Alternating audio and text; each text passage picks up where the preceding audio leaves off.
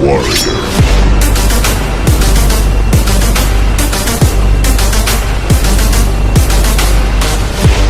Hey guys, welcome back for another episode. Today what we're going to be doing is we're going to be installing APR canards on my 2016 Nissan GTR, and we're going to go ahead and start installing a lip as well from APR with the built-in brake ducts.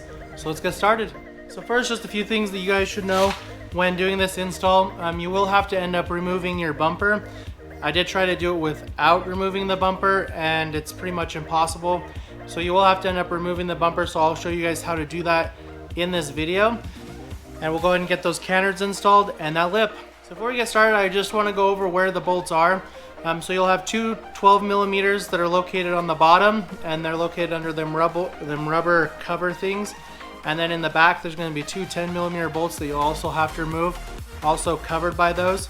And then you have to remove your cooling plate, and then you have to remove the pop bolts from the bumper up there. And there's two bolts that are located right in the side piece of your bumper, so you have to pull out your fender as well to get that bumper out. And the fender, so there's two bolts and then the rest of them are pop pins, so pretty easy job.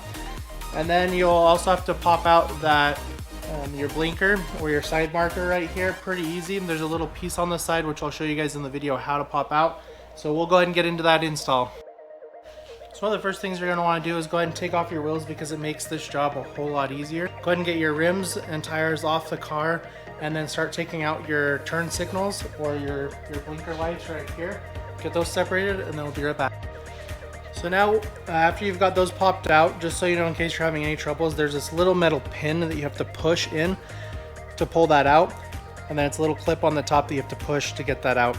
In your fender well, there's going to be two of those bolts. There's one right here and then one right here, and then there's going to be one right here to separate that wheel well from the car. And then go ahead and tape your car just like I have here, and so that you can pre-measure and everything to drill those. So this next one is one of the hardest parts. This took me forever to figure out. So there's this trailing line on the bumper right here, which is this little indent. So make sure you draw a line right down there. And then instead of measuring straight down 3.25 inches, you're going to measure 3.25 inches along this line. And so then once you find that 3.25 inches, then what you're going to do is from that line, you're going to draw 1 inch over, which my point is right here. And this is where the top of the canard is going to touch, and then it's going to line up with the bumper. That's how you know it's in the correct place. Again, make sure you measure along this line, not straight down, because you will not come out with the correct measurement. So now I'm going to go ahead and start drilling, and we'll get those mounted. If you drill those holes, you'll have these nice clean holes all set up for your canards. Make sure to clean off all the bugs and everything behind it. And then for my canards, I'm also going to go ahead and throw on a 2x clear coat by Rust-Oleum, just so that I can keep them from yellowing or peeling. So I do recommend that. So let's go ahead and get that done.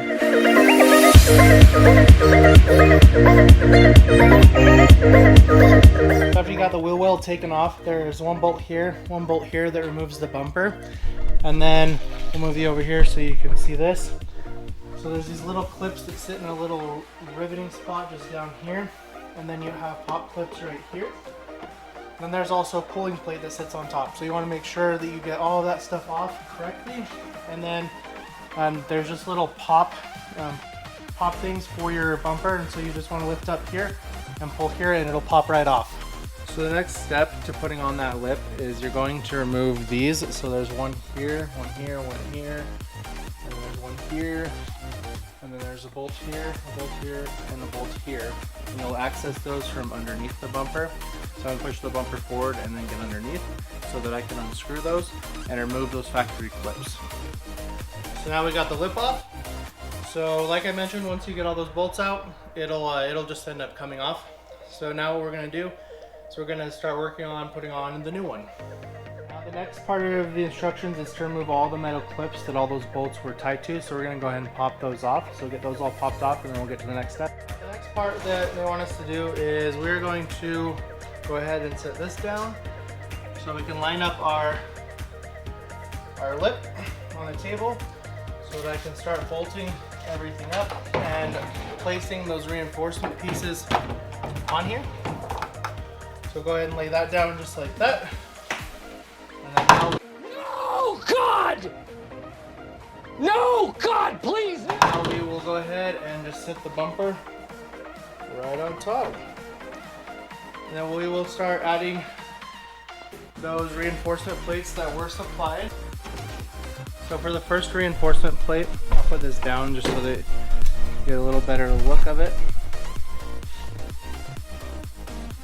So this plate, this metal bracket plate, it just sits just like that in there.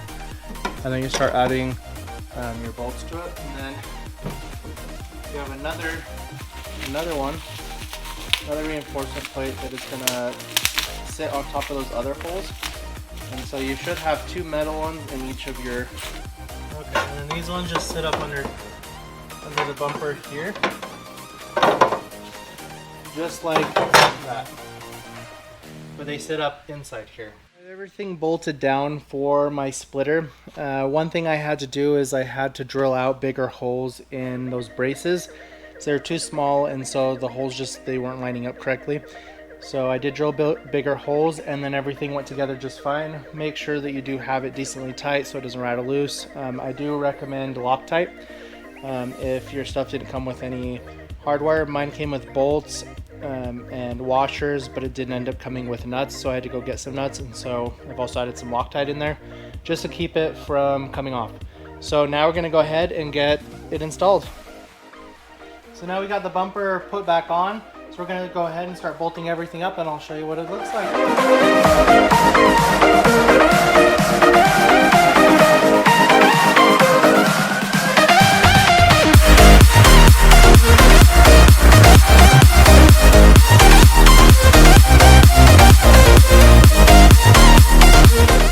Hey guys, thank you again for watching another episode. Stay tuned, I have plenty more mods going on my 2016 Nissan GTR, and a lot more DIYs as well. So stay tuned, go ahead and hit that like and subscribe button, and we'll see you later.